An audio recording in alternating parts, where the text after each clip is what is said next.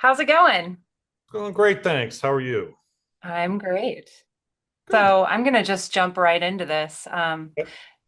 Everyone's very excited to get to know you. So, just kind of an icebreaker question. What is the very first piece of music that you remember being inspired by or drawn into classical music? My dad had a powerboat on a lake in Wisconsin that we used to go on, and he had an 8-track player, and he used to put on Madame Butterfly on that. The I believe it was the Luciano Pavarotti versions. It's in the mid 70s.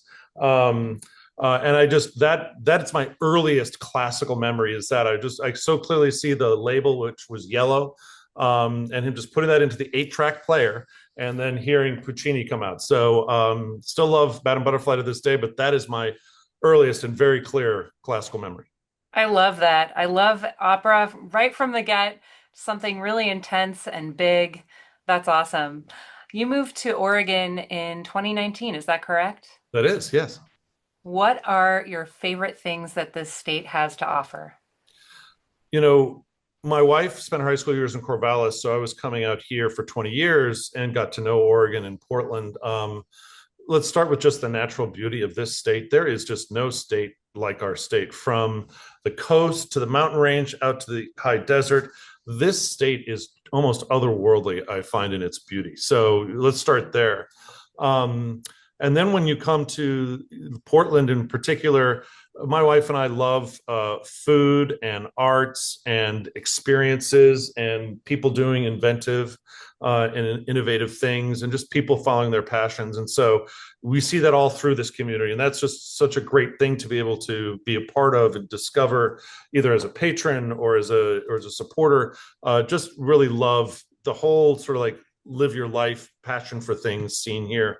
And then that leads to the last thing, which is I just love the culture of this community. And it comes back to that thing where we don't have a word for it in English. It's like joie de vivre in French, or it's la dolce vita in Italian, or it's hygge, in Norwegian. There's this enjoyment of life here, whether it's people enjoying the outdoors, people enjoying their freshly brewed coffee from a barista that they've been going to for 10 years, craft beer, or mountain biking or skiing or whatever they're into here. People here obviously and demonstrably enjoy their lives and enjoy the things that make life worth living. And that I was in the hotel business, Lisa, for 25 years. I've been into just about every city in this country. There's nobody that enjoys life here like Portlanders. So I love that.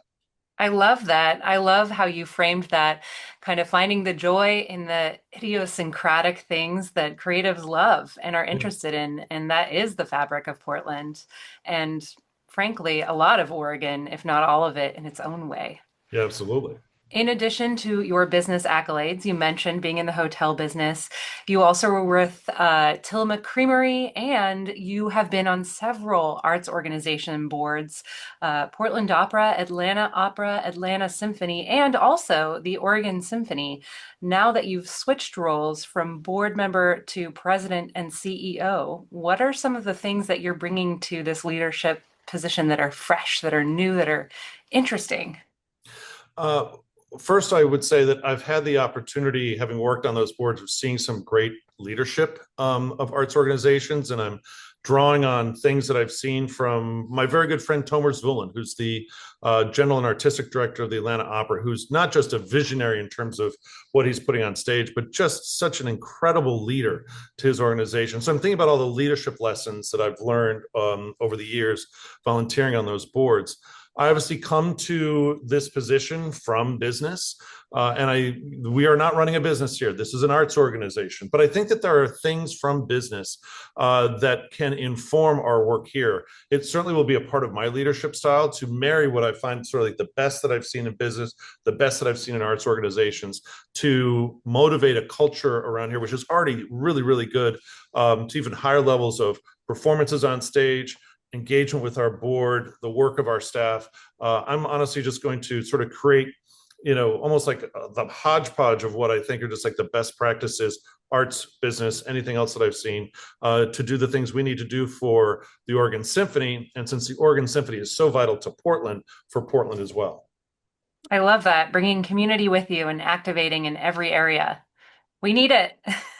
Absolutely. We do have a lot of local musicians here, classical, pop, country, jazz, experimental, folk, operatic, musical theater, and just so many arts here in general. What do you find is unique about the Oregon Symphony?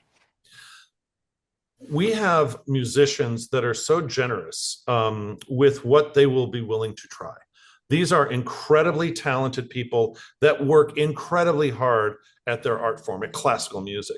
But that's not all that they do or that they're interested in. We have so many of our musicians that play chamber works or are in new music organizations, or willing to, quite frankly, come on stage with the Decemberists and play with them, or for a bunch of our string players to go over to Revolution Hall and play with M. Ward. I think, in my experience, what is incredibly unique about our musicians is for people who are so talented and so hardworking at the core of their art are also so generous to explore different ways that that art can be presented to audiences in the community. Yes. I always think of the Oregon Symphony as one of the top tier symphonies that does try a lot of new music, that is kind of known for doing that and stepping outside of the box. And that's one of the things that I love the most about the group. And I always enjoy going and seeing new works and kind of those interesting collaborations. I saw Kayana Scotzi last year, and Mm-hmm. that was so good and so cool. I don't normally go to things and feel like I'm cooler at the end or like just like wow. And it definitely had that factor on top of it being an amazing show. Yeah. Uh, if you could give a piece of advice to an aspiring leader, a civic-minded person in the arts, or somebody who wants to participate more in Portland, maybe going to the Oregon Symphony more, or maybe just getting more engaged, what would that advice be? I would say that so much of our entertainment these days is on a screen. And what we're doing, and there's great stuff there. I don't want to in any way denigrate some of the stuff that's either on television or movies, but I would say there you're watching other people live their lives. I would encourage people to get out into the 3D world and volunteer at an arts organization. Go, honestly, try some different things where you go, I don't know if this will be good or not. Try it. I promise you, if you try five new things in the arts world, one of them will be sublime. It will be transformative. It'll be like you said, Lisa, where like you just felt a little bit different afterwards. There will be three out of those five that say, okay, well, that was interesting. That was neat. There will definitely be one we're going, wow, what a waste of time.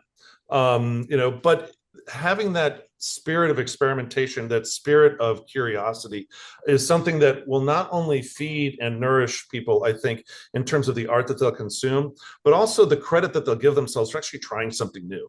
And so I always encourage people to say, hey, there's so many websites and newsletters and places for people to go, just go there and, once a month, even just say, I'm just going to try something that I have no idea if it'll be good or not. I promise you at some point you're going to find something you're going, I am so glad that I took the chance on that. Yeah, I definitely feel like that's a really good way of framing it. Trying new things until you find what you do like and just enjoying an experience no matter what it is. Absolutely. To that effect, is there something on this season that you're just so excited about? An upcoming concert, something that you just can't wait for it to happen? First of all, we have some fantastic classical concerts coming up. David Donsmeyer, who just re-upped with us as our music director, is really not just a fantastic artist, but unusually so in the orchestral. He lives in our town. He actually lives here in Portland. Most music directors don't live in the towns where they're music directors. And that's something special that informs him and his art and the way that we do programming. So we've already had some great stuff this year. We started off the year with Joshua Bell playing the Sasson Violin Concerto, and then we did the Firebird Suite, which is just a rocking piece of music. We had our Sounds Like Portland Festival that just wrapped up, where we did, the Wayne Shorter pieces with Esperanza Spalding in the orchestra. That was amazing. We've also had, obviously, music and film. Music and film is such a neat idea where you go with an audience, see a film you've seen 20 times before, like Goonies or Pirates of the Caribbean. Our orchestra plays the soundtrack and that visceral sense of the music there is really, really neat. As well as just watching that with a group of people. But that's stuff that we've already done. You wanted me to talk about stuff that's upcoming. So we've got some great concerts. Beethoven 3 coming in January, the Eroica Suite, which is Beethoven, quite frankly, something that was inspired by Napoleon and the Napoleonic Wars, is a really great piece of classic standard repertoire. But if I'm being honest, the thing that I'm most looking forward to coming up is we have a percussion festival coming up called Bang It in the spring. We have an amazing percussion section here. They're amazing percussionists throughout Portland of all different kinds.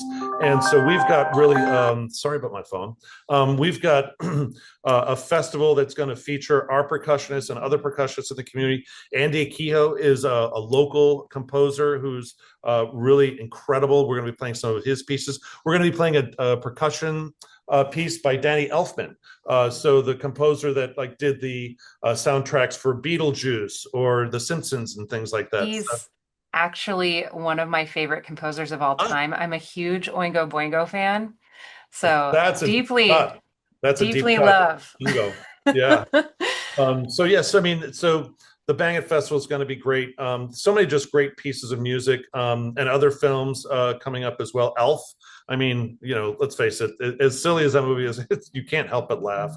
So the nice thing also is our commitment to accessibility is not just about making sure that we play in our hall and we play in other parts of the city, but I'm really proud of our website and how easy it is for people to go through our website at orsymphony.org and find the stuff that's going to resonate with them or find the stuff they'd like to try for the first time. So just a ton of great stuff, and too much for me to even mention, even though I'm going on and on here, but the website will show you things that I promise you will be worth the trip to downtown. You heard it here. Check the website out. It's got a smorgasbord of things for you to check out and find maybe something you don't know about yet and give it a whirl. Absolutely. Uh, what does the future look like? We've talked a lot about these collaborations, these interesting things going on, and kind of your background and your inspiration to do this job. What does the future of the Oregon Symphony look like to you? You know, part of the reason that this job is, quite frankly, I feel like I'm the luckiest person I know, is we have this unique opportunity to do incredible artistic things, incredibly inventive things, incredibly innovative things, incredibly classic things. We're not constrained by, sort of like one tag or another. And when we do them, we serve so many different things. We serve the basic human need for music. There's a reason why every single culture in the history of the world has had music. It's not an amenity, it's pretty much a necessity. And so just doing that and continuing to find new ways to engage new audiences is, quite frankly, just thrilling and really rewarding. But also understanding that we have a big role to play in Portland's resurgence. The Oregon Symphony is the #1 driver of foot traffic to the downtown core at night. Every restaurant and every retail shop around here, the parking garage, they know when the Oregon Symphony is playing or not because it's a different downtown those nights. We want to play more nights downtown. We want to be part of driving what is going to be Portland's resurgence into a better future than it's had in the past. And that's also exciting for all of us, both for the board, the staff, the musicians, understanding that we have a role to play in Portland. We have a role to play in the arts, those two things coming together. And it's awfully, awfully exciting to come to work every day. I mean, you're really selling it. Maybe, if you're out there and you're listening and you're thinking, gosh, I've always wanted to do something really cool, pick up the arts. That's amazing. What's a bucket list item, an achievement, something you've always been curious or wanted to do that you haven't done, that you might do in the near future or the distant future? Are you talking about within the orchestra itself or just in general? Why don't we say both? I mean, if you have two answers, I'll take two. That's fair. I have so many things. You know, I'm really, really intrigued by this intersection between emotional resilience, mental wellness, and music. There is a growing body of medical evidence and study that shows that listening to music or just experiencing art has actual physical effects on people, has emotional effects on people. And I'm really, really excited by the opportunity for us to really mine that intersection between wellness and the arts, and quite frankly, become known as the leader of it. We have world leading medical institutions in this state. Maybe those of us in the arts can partner with them and do something that isn't just famous throughout the world, but something that heals people throughout the world. So that's a bucket list item for me. On the personal side, you know, I love to travel. I love to go to different places. I've always wanted to go to Bhutan. Bhutan, which is an amazing country in Asia. They're a country that actually they measure their gross domestic happiness.